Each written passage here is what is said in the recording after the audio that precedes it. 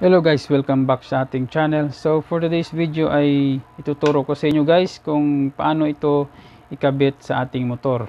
Ito po ay GPS tracking device. Nabili ko po ito sa Lazada. Nagkakalaga po ito ng 773. So sa gustong umorder, ilalagay ko yung link sa ibaba para ma-redirect kayo sa mismong seller, legit na seller na nagbibenta ng ganitong GPS tracking device. So, tuturo ko sa inyo guys mamaya kung paano ito ay kinakabit sa ating motor at kung ano yung mga function nito.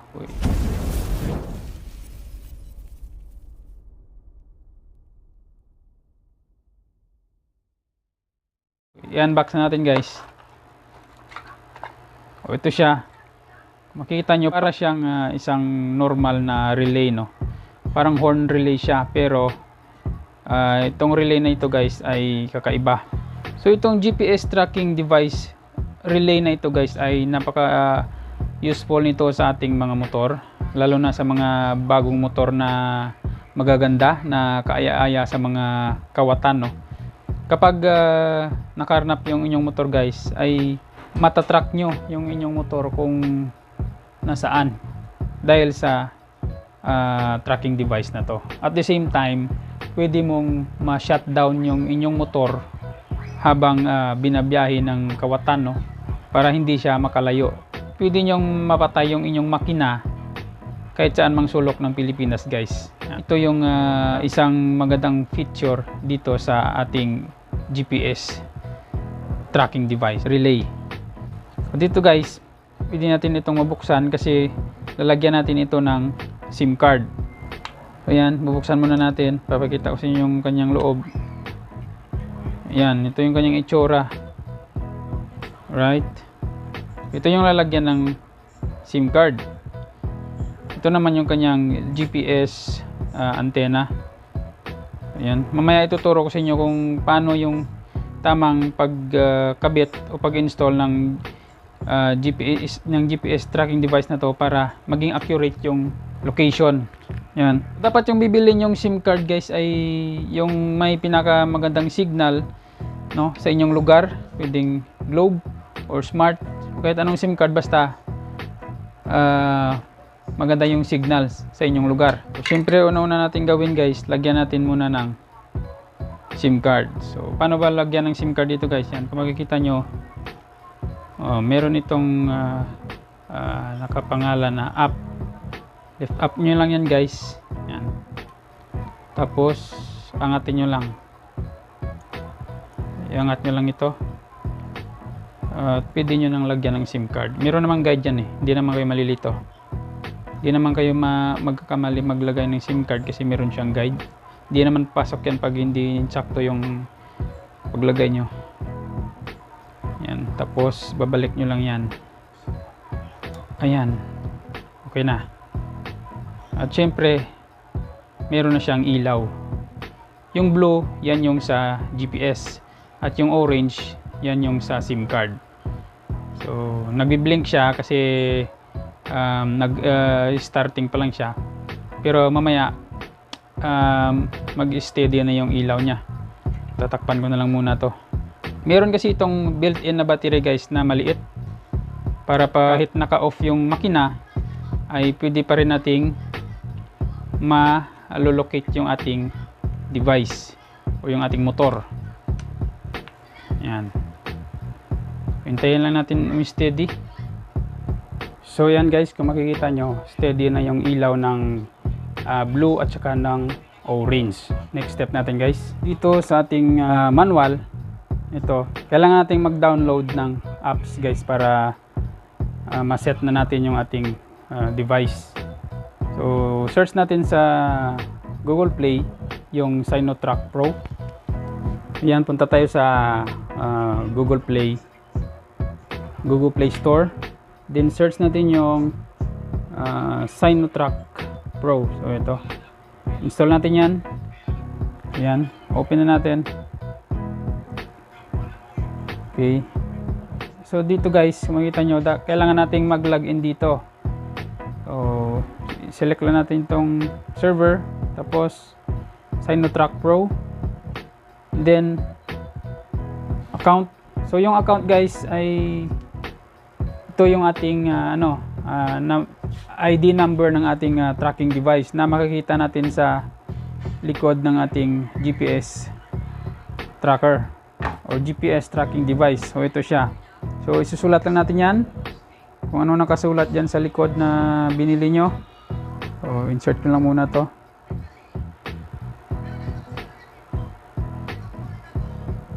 Tapos yung password nya, yung default password nya is 123456. So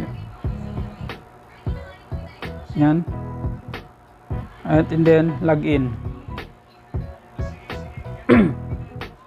Op, ba't ganun?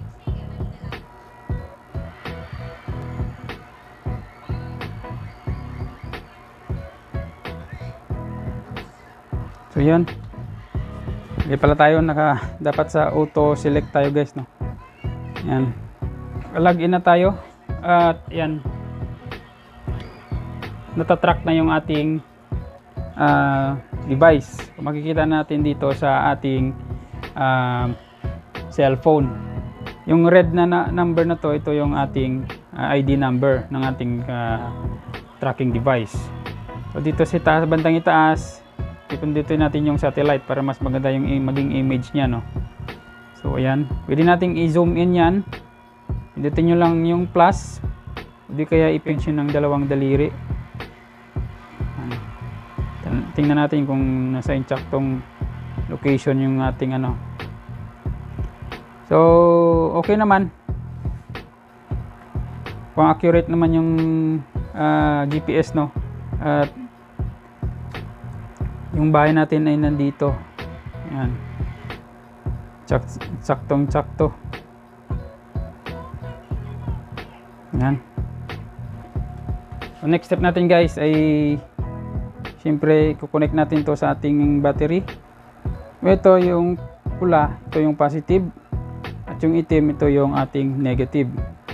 Ito yung sa pin pin number 85 at pin number 86. Itong green to, ito yung pin number 30 at ito yung pin number 87A. Tingnan natin kung sakto. Yan. Ito guys, pin number 85. Ito yung sa ating negative, yung 86. Sa positive, yung 30. At saka yung 87A, tuturo ko sa inyo kung paano ito gumagana at kung paano natin ito kabit mamaya sa ating motor. Ito yung ating battery guys. Ito yung positive, yung kulay puti.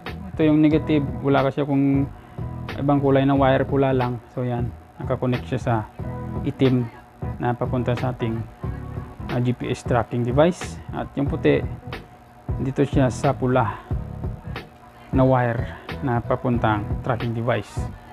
So yan. So nakakonect na yung ating tracking device guys. Papakita ko sa inyo kung paano ito gumagana. So, dito titestiran ko muna tong dalawang wire na to, yung blue at saka yung green. Meron akong tester dito. Yan. Lagay ko sa continuity. Yan. Yan. Tumutunog kapag kukonek ko yung dalawang probe. Kukonek ko sa dalawang wire na to, which is yung blue at saka yung green. Ayan. Diba? Tumutunog siya. Ibig sabihin guys, konektado tong dalawang ito. So ito guys, pansinin nyo yung ating multi-tester. Tumutunog siya. Ibig sabihin, magkakonekta yung dalawang wire na to. So guys, pagpalagay natin na yung ating motor ay umaandar, no? Dahil magkakonect tong dalawang wire na to. So mamaya, tuturo ko sa inyo kung saan ba ito dapat ikinakabit sa ating motor. So dito, para ma-cut off natin yan, iti-text lang natin sa ating cellphone number or yung SIM card na nilagay natin sa tracking device natin kanina. O text natin yung ilagay natin dito yung number kanina, 09.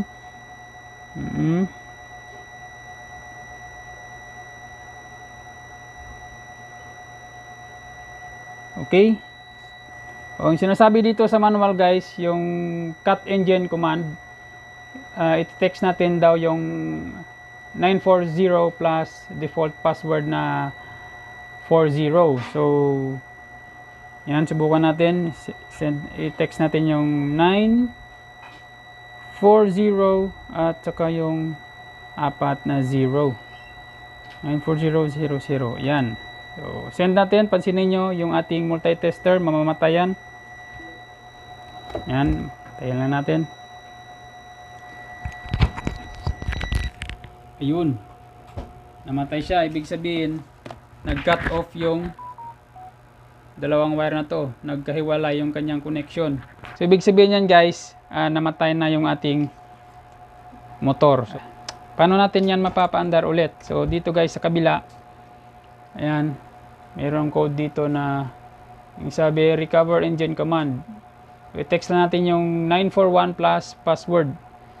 Dito, try natin. 941. Tapos, yung 4 na 0. So, isi-send ko.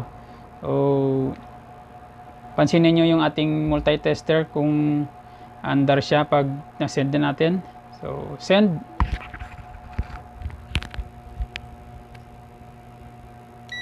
Yun. Yun yung kanyang function guys, no?